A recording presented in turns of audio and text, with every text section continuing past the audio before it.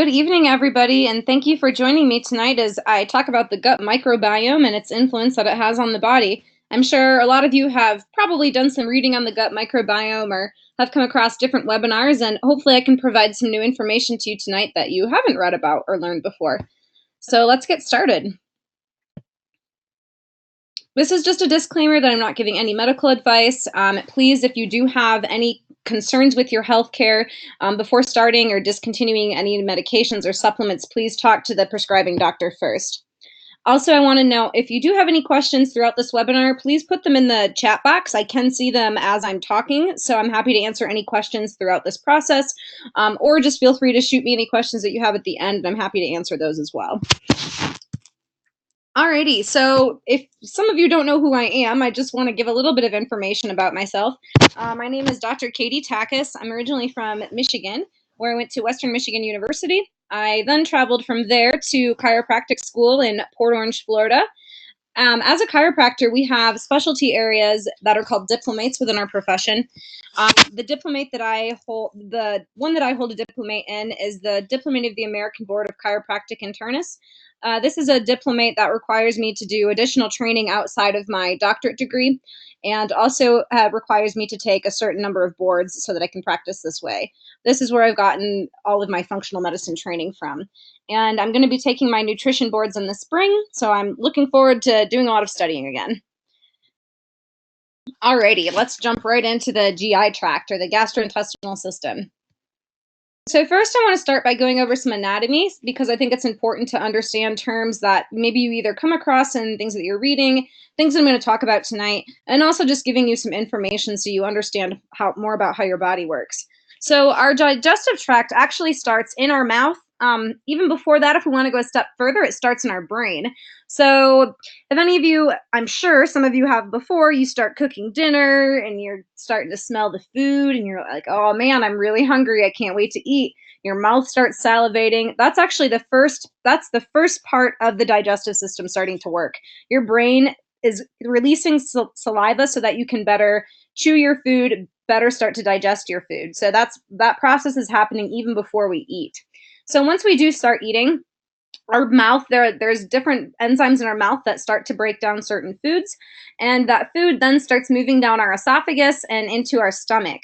So our stomach kind of sits on the left side. If you kind of feel under your left side of your ribs, that's about where the stomach is on that side of the body.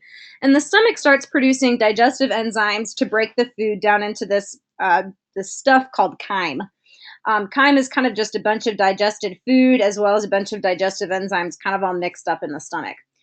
From there, the food then moves into the duodenum, and this is more on the right side of our body, or kind of central right. Um, the duodenum is the first part of the intestine, and this part of the small intestine is really important because it helps to break down the chyme even further so that it can start shifting it into the small intestine for digestion and absorption.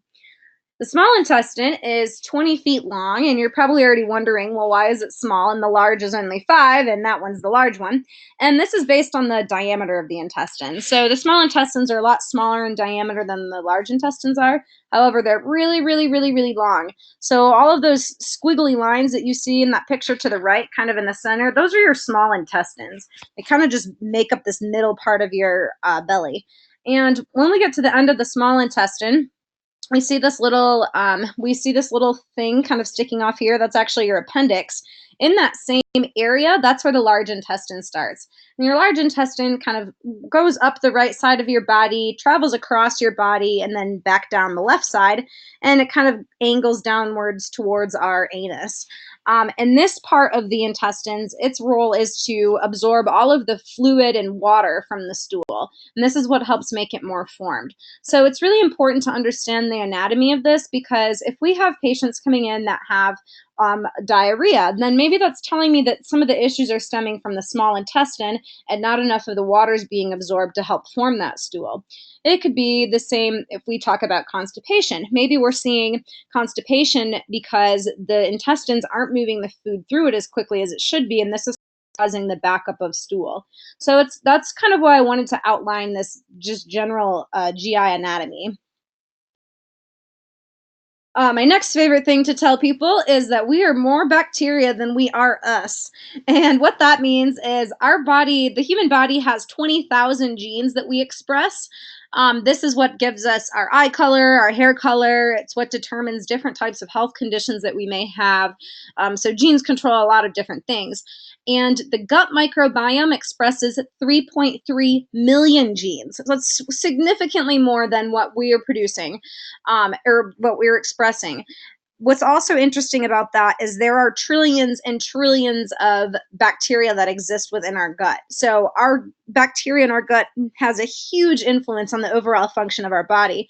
And we can see this just from seeing how much of it fills up our digestive tract. And the picture to the right just shows kind of those few areas that I just talked about already. The jejunum and ileum that on the right that's pointing at, that's part of the small intestine. So we can see that those are the types of bacteria that kind of fill that area of the intestines. We can see lactobacilli, streptococci, and yeast are what dominate the stomach and the duodenum. And then you can see there's another significant amount of bacteria that dominate the colon or the large intestine. So here's just a few pictures showing what types of things can impact the gut microbiome or even the development of the gut microbiome. We of course see some things here looking at babies being exposed, but even as adults being exposed to different things, different dietary choices, even living in different parts of the world or different medications can have a huge impact on our gut microbiome.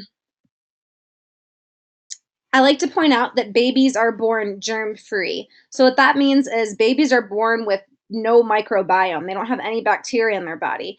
And the reason because of this is they've been living in the mom for 9 months, and the placenta and all of her immunoglobulins and her immune system and the way that the baby grows in the mom, they're protected from a lot of these outside infections. Now, there are several infections that can cross the placental barrier, but it's not very common to see that happen. So most of the time, we're really not seeing these babies being exposed to anything, and that's partially why they're not developing their immune system, or excuse me, their microbiome. So, the fetal development is really important for the reproduction of the placental species, and gestational infection and inflammation reduce some of these issues or the possibilities of having a preterm birth. So, one thing that's also pretty awesome is the maternal microbiota actually changes during pregnancy. The biggest influence of that's coming from the vaginal microbiome. So not only do we have one in our gut, but us females, we actually have an entire microbiome that exists just in our vaginal canal. And that changes during pregnancy to help protect the baby. So even with all of these different changes happening during the pregnancy, it's pretty incredible that the babies are still born germ free. Which brings me to my next point. Labor and birth are the first exposure to the world as well as to all of the different bacteria in our world. So typically, infants are naturally born with their skin and mouth covered by a maternal inocula, and they usually swallow these microbes because the first thing they do when they come out is try to breathe and cry. So they're literally being exposed to they're being exposed to all of these different bacteria during the birthing process as they're coming down the vaginal canal and exiting. So they're being exposed to a lot of things that we see, a lot of the bacteria that we see in the vaginal canal. Specifically, lactobacillus is one of the big ones that we see um, during pregnancy. So, what one thing also that happens is lack of maternal microbiota exposure at birth, like what we would see in C-section babies.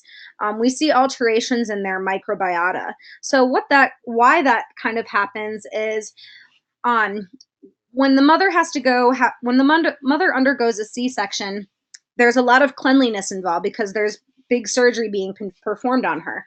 We don't want mom to get an infection. We don't want the baby to get an infection. So they want to keep the area as sanitary as possible. So in that process, the skin's getting cleaned off on the mom's belly, and a lot of things are being kept very sanitized. So this definitely decreases the amount of bacteria that the baby's being exposed to. But also it's because it's trying to avoid a severe infection. So that is kind of difficult, especially because moms obviously don't always have that choice in which one that they want. But this is just something important to remember, that first breath of life, that is when we are seeing the first exposure to the different bacteria. So here's a little bit more in-depth look at the types of bacteria that you're exposed to via C-section or during a vaginal delivery. During vaginal delivery, babies are exposed to more things like E. coli, staph, and strep. And there's some other things that also are produced, bacteroids and bifidobacterium. Whereas C-section babies are exposed to several different bacteria called Staphylococcus, Corynebacterium, and Propionibacterium. So you can see there's kind of quite a difference, besides the staph being on there, quite a difference in the bacteria that these babies are being exposed to. And one other thing also to note with the cesarean versus vaginal born babies is the postnatal colonization of these two types of bacteria, bacteroids and bifidobacterium, is also delayed in babies delivered by C-section, where we're seeing this production of these two bacteria occurring in the vaginal delivery ones. And you can see that I had mentioned that above. Where these ones are coming from in the vaginal deliveries is this is actually being produced by the other bacteria that are in the gut. They kind of can create each other. And that's why we see C-section babies at a higher that have higher levels of C. diff, because they don't have the same bacteria that the ones vaginally are being exposed to that can help to fight off some of these negative species. So another thing to note, C-section babies, we do see with research and statistics that C-section babies are at an increased risk of celiac disease, asthma, type 1 diabetes, and obesity. And part of this may also explain why they suffer from more chronic immune system linked diseases compared to babies that are born vaginally, where there's a lot of speculation that we should be considering a lot of these diseases in these children even from the time they were born, to try and figure out what bacteria they were exposed to and if that could potentially be influencing some of their health concerns. I did mention earlier that lactobacillus dominates the vaginal canal. The reason for that is during pregnancy, moms start to switch more to the lactobacillus dominating the vaginal canal. And that's because it helps maintain a low pH, which helps to prevent bacteria from moving to the uterus. So, this is a protective mechanism that the body has put in place to try and protect the baby during pregnancy from any type of infection. So, breastfeeding versus bottle feeding, another really common question that I get, and another thing that can really be highly influenced, or that can highly influence the gut microbiota. So, breast milk we can see is dominated by a number of different bacteria. Um, the type of proteins that are found in the gut microbiota and also in the breast milk, um, they can help to create what's called the bifidobacterium species. And this is one that really helps to the bifidobacterium species is a good bacteria, and this is what really helps to establish the kind of the immune system in the gut. So, bifidobacteria in the infant gut are important for inhibiting the growth of pathogenic organisms. They can also help increase the barrier of the intestinal lining, and then it also can help with immune and inflammation responses. So I do have people ask me some questions, what if I had a C-section baby, what should I do? Or what if I can't produce milk, what should I do? Because we don't live in a perfect world and not everybody can have a vaginal delivery and breastfeed. So I do want to offer options, or I do want to offer strategies for women that maybe haven't had that choice or aren't sure what's going to be happening to them, so that we can at least make sure, if you do have a C-section, in what way can we expose your baby so that they are getting the right types of bacteria exposed to them and not just the stuff that they're being exposed to during the C-section.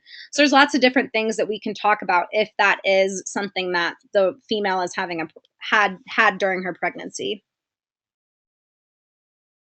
So I'm not going to focus on this for too long, but I did want to mention it. I don't want to focus on it a lot because these are both based on animal studies instead of humans. Animal studies aren't bad. They have very similar DNA to us, and that's generally where research starts before it gets to the human level of research. But it's still very interesting nonetheless, because their bodies are so similar to ours that generally the research that we get from animals is very similar to the research that we see in humans. So anyways, in this study, they looked at monkeys And they separated them from their babies. And they found that separating the babies from their mother actually changed their microbiota. So the moms had decreased bifidobacterium, which was one of the good ones, and also decreased lactobacillus, which is also one of the good bacteria. This also was seen in the babies as well. So it's pretty crazy that even removing the mother from her baby can cause this amount of stress. And we're not obviously seeing the mom having her baby taken away from her very often, but this can also be considered in situations like babies being in the NICU unit and separated from their mom right away because they have to, go have surgery or they have to have something performed on them. And so this can influence the mother and the baby as well, especially right after birth. So, anyways, that's just something that I wanted to note on because I thought it was kind of interesting. Synthesis of vitamin K. So, one thing that a lot of people are faced with when they have their baby is whether or not they want to give the baby vitamin K.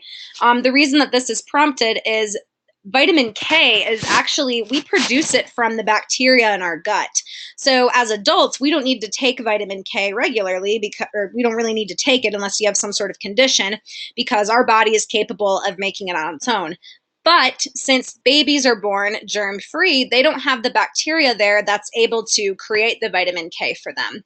Vitamin K also does not diffuse through the placental barrier very easily, so the babies aren't getting vitamin K from the mom, whereas they're getting a lot of their other nutrients from mom, but vitamin K is not one of those ones. So that is something that our gut bacteria does, is actually creates our own vitamin K. Development of the immune system. So our immune system also begins to develop at a very young age.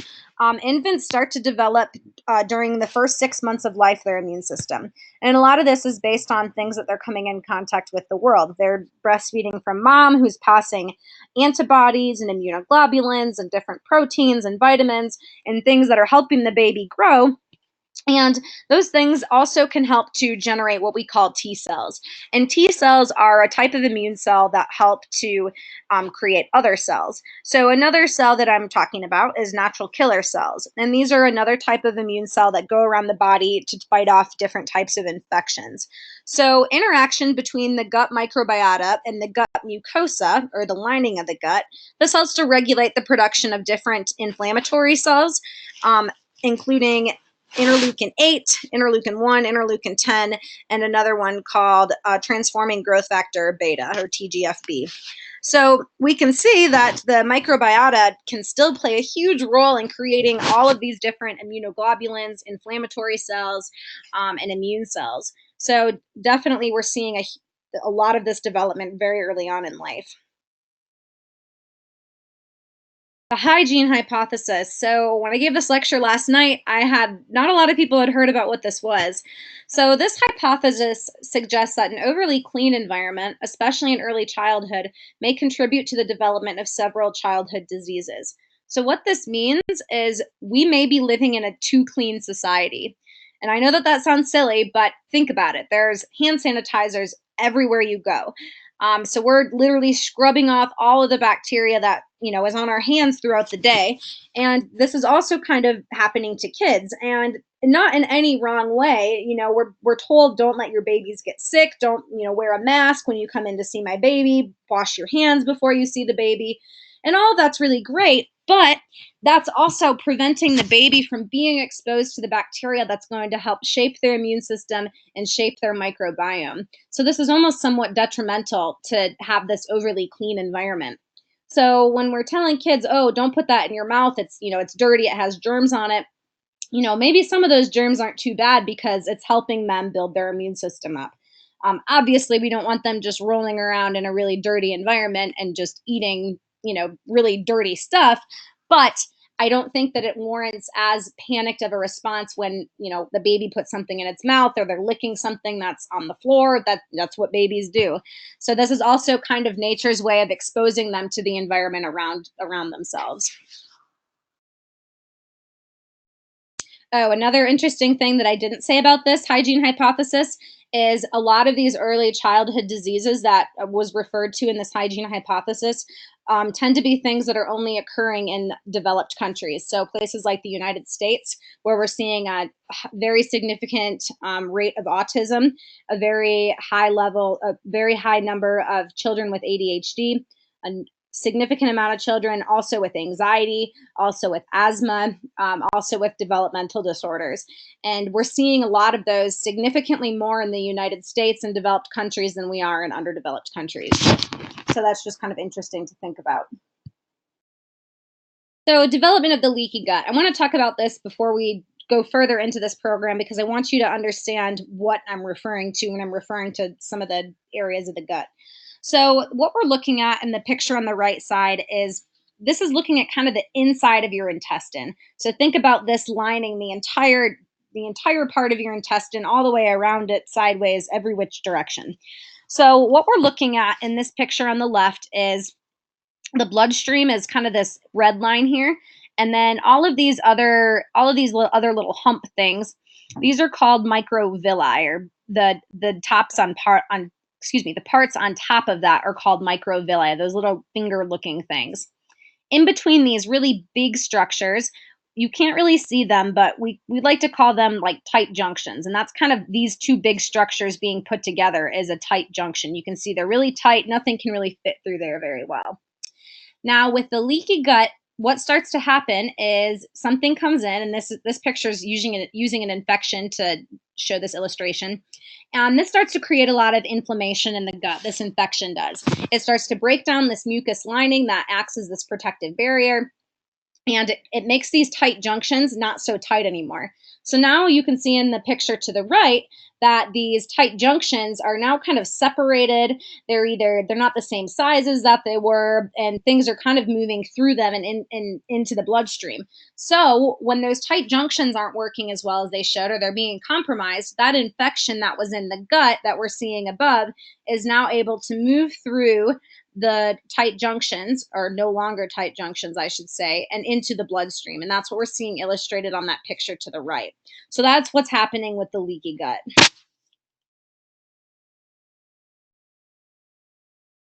The gut brain connection. So there's a huge, huge, huge, huge connection between our gut and our brain. One of the easiest ways that I try to describe this to people is think about a time where you were really, maybe anxious for a project at work, or you were worried about your kids, or you had something really stressful happen to your friends or family. Something really stressful in your life happened. And have you ever had a really bad stomach ache when you're kind of going through some of that stress? Maybe not you, maybe someone you know. It's also easier to think about in kids if there's something that they don't want to do, or if they don't want to go somewhere, like kids not wanting to go to school because they don't want to leave mom and dad. They typically have a tummy ache, or their tummy hurts, or they don't feel good. And that's kind of a way that anxiety is presenting. And this is just my way of showing you how the gut and the brain are connected to each other. Those little kids can't tell us that they're anxious about leaving mom and dad. They don't know what that means, but they can tell us that they have a tummy ache. So, those are kind of some ways that we can also identify anxiety in little kids, but also as adults, how we can recognize how our gut and our brain may be connected. So, I wanted to show you the bacteria that can create some of these different neurotransmitters in our body. So, lactobacillus and bifidobacterium synthesize something called GABA. GABA is considered a calming neurotransmitter. So, this is something that can help kind of help the brain relax a little bit if we're in a very heightened state. E. coli, bacillus, and Saccharomyces produce norepinephrine, aka adrenaline. Candida, Streptococcus, Escherichia, and Enterococcus produce serotonin. So serotonin is a neurotransmitter that makes us feel really happy, makes us feel good, gives us a lot of kind of drive to do things, but mostly it's what helps us. It kind of helps regulate our moods the most. Bacillus and Serratia produce dopamine. Dopamine is a neurotransmitter that helps to give us drive, give us focus, help us concentrate on different tasks, help us be motivated to do other things, and that's what dopamine does. And then this last study showed when rats were given bifidobacterium, they also saw that levels of tryptophan increased.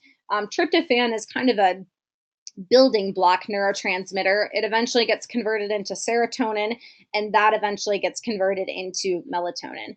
So we can see here that the bacteria in our gut can have a huge influence on not only the neurotransmitters that we're producing, but with some of these being precursors to things like melatonin, this can also play a major role in our sleep being affected.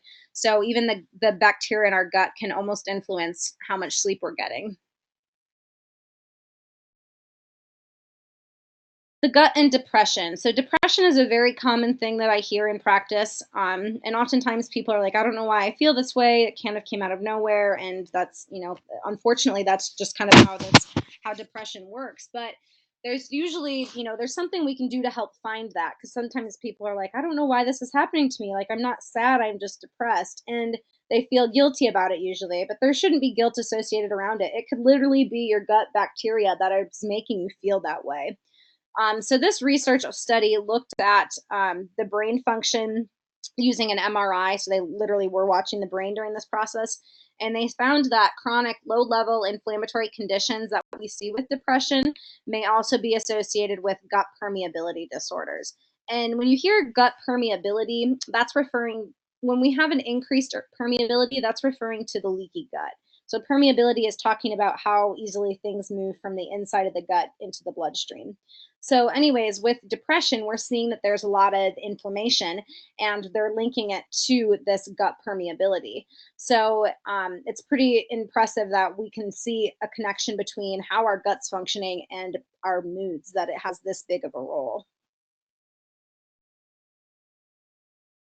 The microbiome and obesity. This is something that I'm starting to see a lot more of. I'm having a lot of patients that have issues with their weight, and they don't have an explanation for why they can't lose their weight. I have some people that come in and they're like, I'm eating 800 calories a day and exercising 6 days a week, and I can't lose weight. And they should be able to lose weight. So that tells me that there's something else going on in their body that's preventing them from doing that. And in some cases, it's actually the bacteria in their gut that's preventing that from happening. So, this research study looked at obese individuals compared to lean individuals, and they found that obese individuals had more firmicutes and less bacteroids, almost 90% less bacteroids than the lean individuals. So, what's really interesting was they put some of these obese volunteers on a low fat or low carb diet for 1 year, and they lost about 25% of their body weight. We also saw that the proportion of the firmicutes in their colon dropped and that their bacteroids rose. So, with weight loss alone, no supplementation of probiotics, with weight loss alone, we saw a significant change in their firmicutes and bacteroids in a good fashion. Another thing was higher caloric intake was associated with a 20% growth of firmicutes and a 20% reduction in bacteroids, which was directly related to the gain in body weight. So gaining weight can also influence the microbiota. So that's just kind of something interesting to keep in mind. Another thing, and I'm going to get into it here a little as we move forward a little bit more, but there are certain bacteria that can make it difficult for you to lose weight as well. In this case, these people were put on a very strict diet and they lost a bunch of weight, which changed the microbiome. But there are cases where having certain types of infections and this increased inflammation that we get from these infections can actually prevent the person from losing weight. So here's a few pictures that show what types of foods can influence different types of bacteria. Oftentimes, one of the biggest challenges I hear from my patients is they struggle with their diet, and especially those that do have gut issues because they're oftentimes very, very strict diets that they're on. And I tell them that it's really important that they stick to it because the foods that they're eating are directly influencing the microbiota. So, a high fat, high sugar, or a Western style diet increases the relative abundance of firmicutes at the expense of bacteroids, which is the two bacteria that I talked about in the last slide. So you can see looking at some of these different foods, looking at high fat diet or kind of our Western diet over here, a high fiber diet, so lots of fruits and vegetables, high protein diet, and then a carbohydrate diet, we can see the different types of bacteria that are being we're being exposed to from eating these different types of foods. So, even doing something as simple as switching your diet may help you if you are having some gut issues because your dietary changes alone are going to influence the bacteria that's in your gut. So cut out all the high sugars, cut out the high fat foods, and the processed foods, and start trying to eat a lot more high fiber foods, which also help with bowel regularity and bowel movements, and protein, and also some carbohydrates, because this is exposing us to a lot of different types of bacteria. Um, One thing that I found extremely interesting was in a feeding study, they looked at bacteria in people before and after eating different diets, and they found that changes occurred within 24 hours of initiating a high fat, low fiber diet or a low fat, high fiber diet. So we were literally making the diet poor, we were seeing changes, and then making the diet good, we were seeing changes. So, and that is in just 24 hours of one time eating. So it's pretty crazy that we can have such an influence of our body in such a short period of time. This is also why, if you are on some type of diet, you need to stick to it, because cheats can definitely, cheating on certain meals can throw off your microbiota. And that can explain why people may not feel as well after they cheat, immediately after, even a couple of days after. So, ways to prevent obesity and weight gain, and also some ways to support the gut. Prebiotics. So, a lot of people have heard about probiotics. They're the good bacteria for us, but not everyone's heard about prebiotics. So, what these are is prebiotics are food for the probiotics, or the good bacteria. So, why that's food for the bacteria is our body is not able to digest it, to digest the prebiotic foods. So we rely on the bacteria to do the digesting for us. So these 10 foods are some of the, I just wanted to give you a few examples of some prebiotic type foods, but this is what we're actually feeding the bacteria in our gut with, and that bacteria is breaking it down and processing it for us. So prebiotics are really good for your gut, because they can help to feed the good bacteria. So some probiotic effects.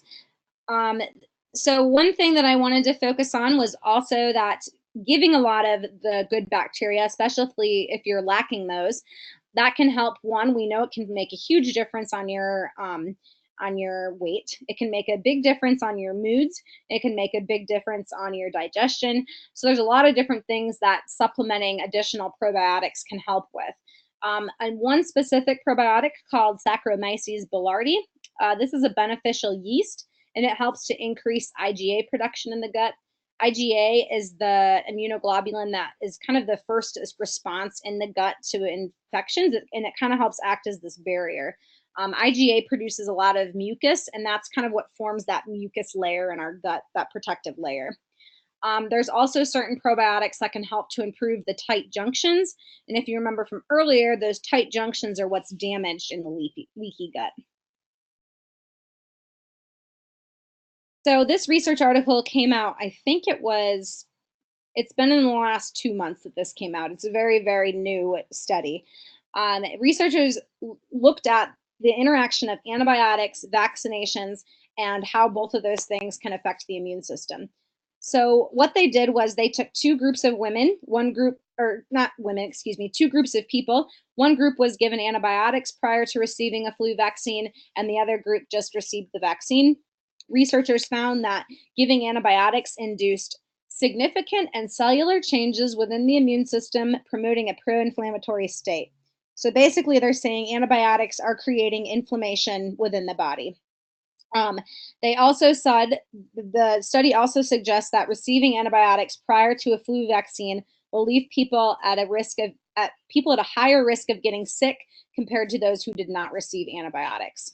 Now, this research study isn't arguing whether antibiotics or vaccines are good or not. This is solely looking at the interactions of taking antibiotics and vaccines back to back. And based on this study, this is something that they are not recommending people do. This was something that was published in a journal that does a lot of research with immunology. So I just thought that this was pretty interesting to share with you all. I know that it's not a huge thing with the gut microbiome, but I did want to put this out there because this is new research. So, anyways, I thought that that was pretty interesting. Another common complaint that I hear from people are different cravings, and this also can make it difficult to lose weight. So, another thing, the cravings that you have can also be influenced by the gut microbiome. Of course, there's things like hormones that can influence some cravings that you have, but if your hormone, if you're not really having any hormonal complaints, your gut microbiome may be to blame. So, a bacteria called Prevotella grows best with carbohydrates, which means it wants you to eat carbohydrates so it can grow. So this may cause you to crave starchy type foods. The next one is called Akkermansia mucinophilia, and this one is known for feeding on mucus and can degrade the gut lining. This one also does well with carbohydrates, so it can cause you to crave those as well. Candida is a more common one that people have seemed to have heard of, and this is a fungus that thrives on sugar for growth. So this may cause you to crave sweets or carbohydrates. Bacteroids, these favor fats. So this may have you craving fatty meals or like home style meals, having overgrowth of that. And bifidobacteria prefers fiber, so this may have you crave fruits or veggies. So you can see these are just a couple or several different bacteria. If we went through the entire list of the thousands of bacteria that lived in your gut, I'm sure that there's other things that can influence your cravings as well. So cravings and a difficulty losing weight, we can think that the microbiome may be a part of the problem. So one really interesting thing with this is patients that have undergone gastric bypass surgery, after they've had the surgery, there's a huge shift in their gut microbiome, which is pretty incredible. But with that huge shift, the cravings are also apparent when we see that shift. So they may go from craving one thing prior to the surgery to not really craving it anymore because they had such a change in their microbiome. Another thing I've already mentioned is the vagina becomes dominated by lactobacillus during pregnancy. So the shift in the vaginal microbiome can also influence the gut microbiome. So this may explain why a female who never liked pickles now craves them at every meal or craves really off the wall foods. It may be partially hormones, of course, but it may also be the microbiome changing, which could be, contributing to some of those different cravings. This is just a picture kind of highlighting everything that I just said. These are the different stages that cravings kind of go through. I'm going to skip over this. I will be sending these notes out after. I'm sorry I didn't mention that when I first got started. I'm going to be sending these out to you afterwards so you can go back and read them again if you want to. So what for the gut? This is probably what you're thinking. What should I be taking to help heal my gut if I think I have a gut problem? So a couple of things that I recommend. I really like to recommend food products because this is something that, one, is very affordable, much more affordable than tons and tons of supplements. Two, it's something that you can continue doing once you're feeling well again. These are things that you can continue taking on a regular basis that can help to continue to support your gut health. So kombucha is one of my favorite things to drink, and it's becoming very popular recently. Kombucha is a fermented tea, and it produces a lot of beneficial yeast and also bacteria. So drinking this drink is literally you drinking a glass of probiotics every time you do it. You can buy it from the store. That does get a little bit expensive. I learned how to make my own a few years ago, and it's relatively easy. So I will attach the recipe for the kombucha to the email when I send these out, in case you want to try making your own. Bone broth is also something that I highly recommend and one of my favorite things to drink. I pretty much have a pitcher of this in my fridge at all times, and I sip on it. I usually have at least one mug of it or glass of it a day. But bone broth is, as you boil bones down in the water and create this broth, you're breaking down the collagen that's in the bone and making this broth really collagen dense. And collagen is really good at helping with digestion. It helps to reduce inflammation, and it can help to heal the gut, even sometimes reducing like different ulcers and things that we see. It also tastes really good, and I really love it. So that's something that I recommend quite frequently. You can also make really big batches of it and freeze it. It freezes really well, so you don't have to be making it every single week. So bone broth, I will attach a recipe for that as well, because I have one that I really like for that. Aloe vera juice is another thing that I recommend. The brand that I recommend is called Lily of the Valley, Lily of the Desert, and that's an organic form. Aloe is really good for the gut because it can help reduce inflammation, can also help with digestion, and it can help with heartburn. So if you think about putting aloe on a sunburn, which we've probably all done before, it's really soothing and really cools that burn. So you can think of drinking it internally, kind of having the same types of effects. If your gut is really inflamed, aloe vera juice can really help to reduce a lot of that inflammation and make the gut feel a lot better. So the other thing is probiotics, like I've talked about pretty much throughout this entire presentation. This can help to re-inoculate the gut with good bacteria. So probiotics are always great. You want to be careful with what you're using, because if you have overgrowth of certain bacteria, you want to make sure that you're not continuing to feed that same bacteria. So probiotics, if you've been taking probiotics and they make you feel worse, or if you're not seeing any luck with it, that may be because you're not taking the right kind. So just keep that in mind when you're choosing those or when you're thinking about that. Collagen, I kind of mentioned that from what we get from the bone broth, but you can also take collagen in a supplement form. That is why I like to recommend the bone broth, because you're getting a lot of collagen from that and from a full food source. But collagen is also a great supplement that you can implement into your diet as well. Sometimes I'll just throw collagen straight into my bone broth and have an extra collagen-packed drink that day. L-glutamine is a supplement that can help to increase IgA production. And if you don't remember, IgA is what produces the mucus in the gut. So this can help to improve the leaky gut by improving the immune response. And the last couple of things, psyllium husks, these can help to bulk the stool, and they can also help make you more regular. So psyllium husks have what's called both soluble and insoluble fiber, meaning it's acting on two different parts of your digestive tract that fiber is. So people are sometimes scared that if they take fiber, it's going to make them constipated, and that's not really how this works. The psyllium husks help to bulk the stool. So when the stool starts to get really enlarged, it starts to enlarge the colon. And when the colon starts to get enlarged, this starts sending signals to our brain saying, hey, I need to have a bowel movement soon. And that increase in the stool can also help with constipation too, if you're experiencing that. So just make sure you're drinking enough water, because that can bulk you up if you're not drinking enough water. So make sure you're drinking plenty of water as well. And vitamin D, I don't know why my sentence got deleted on that. I'm sorry. Vitamin D is really good for the immune system. When we're under a lot of stress or when we're sick, our body depletes our vitamin D levels very quickly. So I do recommend, if you're working with your doctor, I do recommend asking to get your vitamin D levels checked, because sometimes I see vitamin D come back low even when someone's taking it. So just that, it's a relatively inexpensive test. So just make sure, if you are having some sort of immunodeficiency, ask your doctor to run vitamin D if they haven't already. So I want to give you a case study so you can see how I apply all of this stuff that I just went through into an actual patient. So this female, she's 34 years old when she came to see me. Her biggest complaint was fatigue. One of her other complaints was anxiety, severe anxiety. She says that she had a really hard time handling stress. She didn't react to it very well in stressful situations. She would kind of have like meltdowns, really didn't handle stress very well. Those were her two main complaints. Her other couple of complaints that she had was that she fluctuates between diarrhea and constipation. She didn't really have a lot of bloating. She didn't have a lot of gas. She didn't have any heartburn.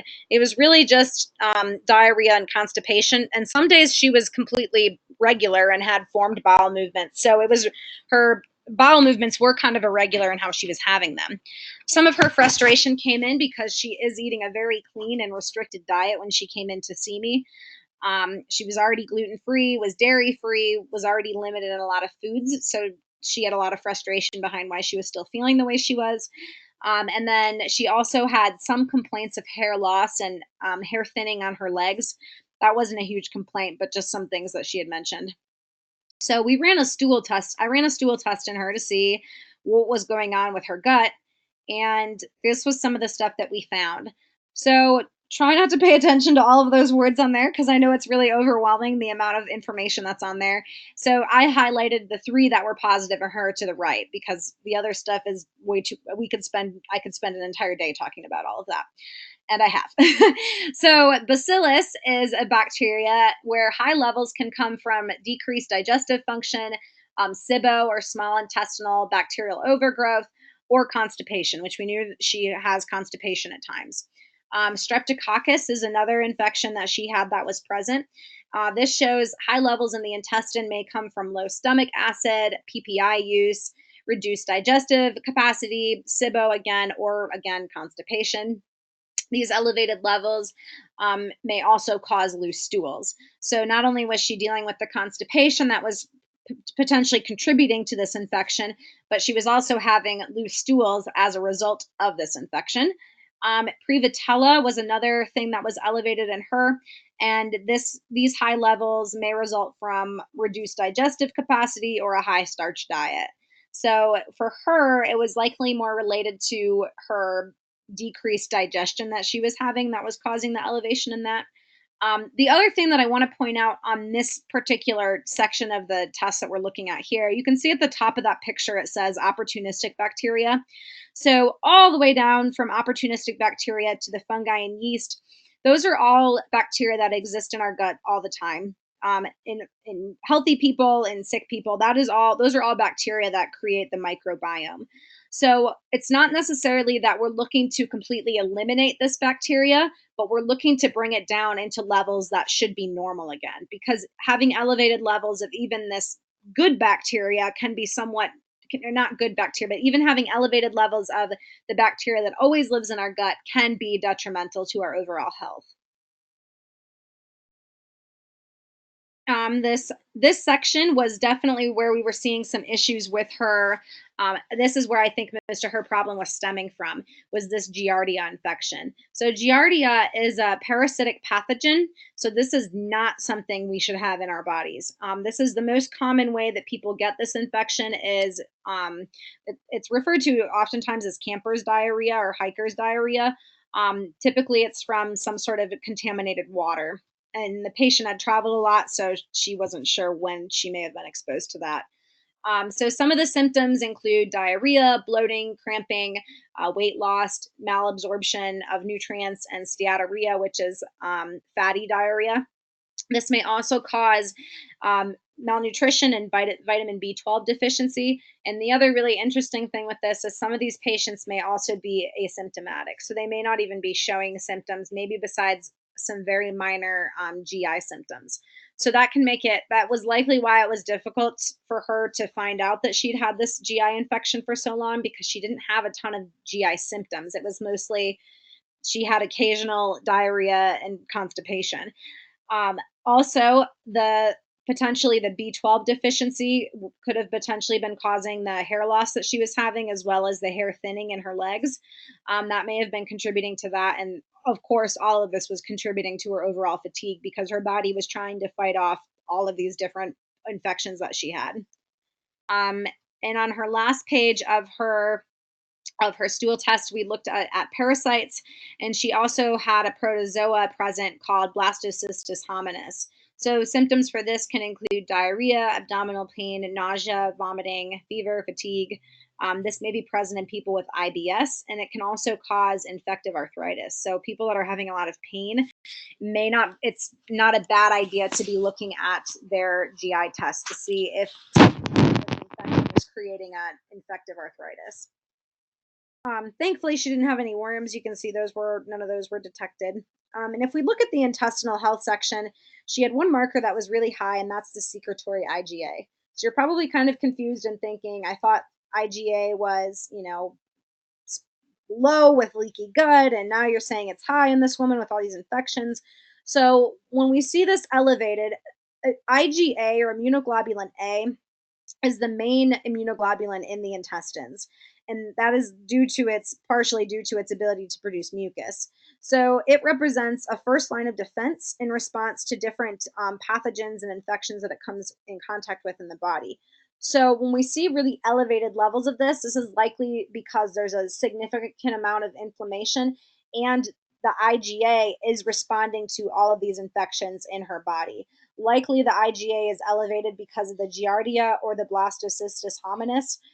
One of those pretty severe infections is what's likely causing this elevation of secretory IgA. So I put her on some antiparasitics. We were rotating her on antiparasitics and antimicrobials because I didn't want to overwhelm her by doing both at once. So we were rotating those things. I also gave her some anti-inflammatories, so she was doing a lot of essential fatty acids. I had her taking the psyllium husks to help bulk her diarrhea stools up, because sometimes even with treatment that makes the stools a lot more kind of all over the place or inconsistent. Oftentimes, when people are going through a treatment like this, they do tend to have a little bit more looser stools, and that's just because we're clearing so much from the body. So, over the course of 3 months, we worked on the different dosages and things that we needed to give her. And after 3 months, we had another follow up. And then she reported that she was no longer on any of the antimicrobial or antiparasitics that I had her on. She was having regular bowel movements. She had no more abdominal pain. She had improved energy, improved moods, and she also noted that she's able to handle stress much more easily than before. So it's pretty incredible. I never gave her anything for her moods, nothing for her anxiety. I really just gave her what we needed to help fix her gut, and a lot of the other stuff corrected itself on its own. So I used her as an example because she was a patient that presented that didn't have a ton of symptoms pointing me in a direction of what I thought was going on. So I just wanted you all to see, as a patient and as doctors, whoever's listening, it doesn't always require you to have significant symptoms to potentially have some sort of infection in the microbiome. So definitely talk to your doctors about this, as this is something that you're thinking you may be struggling from.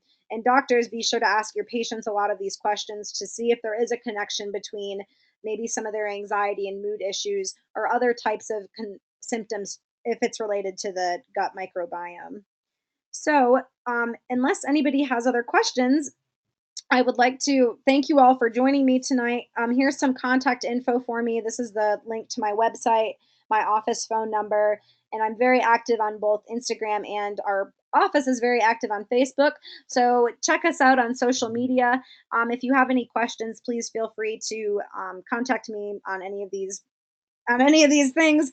Answer any questions that you may have. So, are there any questions at this time? Okay, I have one. Someone is asking if they how food sensitivities can play a role with the leaky gut. So that's a really good question. With the leaky gut, kind of how I referenced earlier, those tight junctions become a lot more separated. So what ends up happening is, when we eat certain foods, since our body has become so reactive with this leaky gut forming, there's a lot of inflammatory cells that have been produced. There's a lot of immune cells that are kind of floating around. And what ends up happening is the body sees, let's just say dairy for the example, every time you eat dairy, your body is now starting to create an immune response to it and saying this shouldn't be here. So this antibody that forms then is now able to kind of move through those tight junctions and into the bloodstream. And now all of a sudden you're having these systemic symptoms. You get skin rashes, or you get headaches, or you get acne, and it's all stemming from food that you're eating. And it's because those antibodies are moving from the inside of the gut and into the bloodstream, where they can then circulate throughout the entire body, and that's why we see those sensitivities. So if you have some of this leaky gut stuff going on, if we figure out what exactly is causing it, if it's some sort of infection, work on eradicating the infection, healing the gut lining, and then you should be able to start introducing some of those foods back into your diet, because the leaky gut is no longer there for those antibodies to then leak through. So good question. I tell people that sensitivities aren't always lifelong. Not like an allergy that you would expect, someone to potentially have a life-threatening response to. So good question. Thank you. Let's see. My next question was another food related one. It was kind of asking, what types of foods should I be eating if I'm having leaky gut? So if you think that leaky gut is something that you're struggling with, I do recommend you working with a functional medicine practitioner, because trying to self treat is very difficult.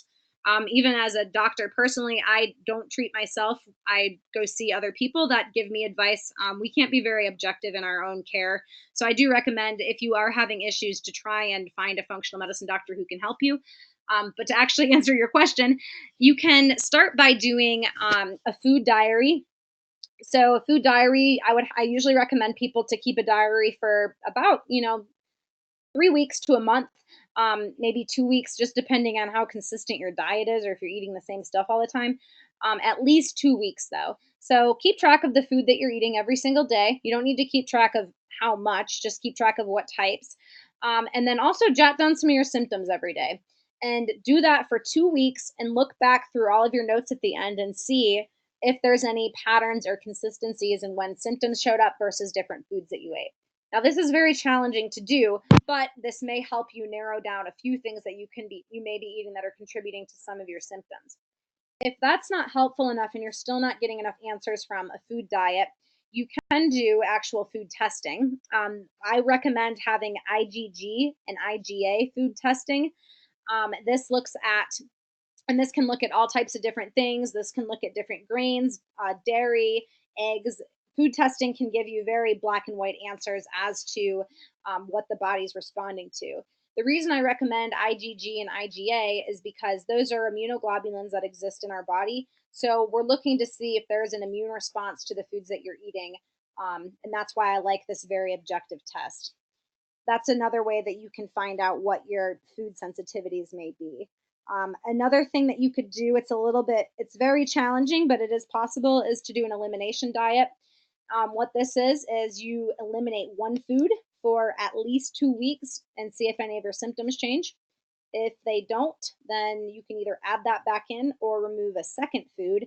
And same thing, look to see if any of your symptoms change. That's why this can be kind of tedious, because if the first food you remove doesn't give you any relief, then you have to continue doing this and doing this. So I typically recommend food testing because it gives you a very concrete, black and white answer, and it can help you get started on, this is what I eliminate from my diet, and now I can focus on healing rather than being stressed out about the foods that you're eating for the course of several months. Um, I do understand that not everybody can do that. So people often ask me, well, if I have to eliminate things, what are the first things I should eliminate? The most common sensitivities that I see in practice when I run food sensitivities are dairy is probably the number one thing I see being elevated. So this includes milk, this includes cheese, this includes yogurt, this includes all dairy products. So if you're cutting dairy, don't just cut milk. You got to cut the cheese too. I didn't mean to make that joke, but I just did. Um, the other thing that the other ones that are also really high. So dairy is the first one I see. Eggs are starting to be the second most common thing that I'm seeing. A lot of egg allergies, or excuse me, egg sensitivities. The other one that's really common is gluten and gliadin, which you guys probably kind of assumed that already. Um, Probably the fourth one I'd say is soy, but I'm also starting to see a lot of almond sensitivities coming in. And the reason for that is because we're living in a society where we're shifting from eating dairy everything to eating almond everything. So if you're rotating your milks and you're rotating your food products, or make sure that you are rotating them, because overexposure to the same thing over and over and over is what contributes to a lot of these sensitivities. A lot of these sensitivities are so high because gluten, dairy, and eggs are found in almost every processed food that there is. If you ever look at a label, it's in pretty much everything. And that overexposure to all of those things is what's leading to all of these sensitivities that we're seeing now. Let's see. So, thank you again for joining me tonight. I hope that you learned something from this presentation, and I hope that if you have any questions, please feel free to reach out and ask me. And thank you again for joining me, and I hope you all have a great rest of your night.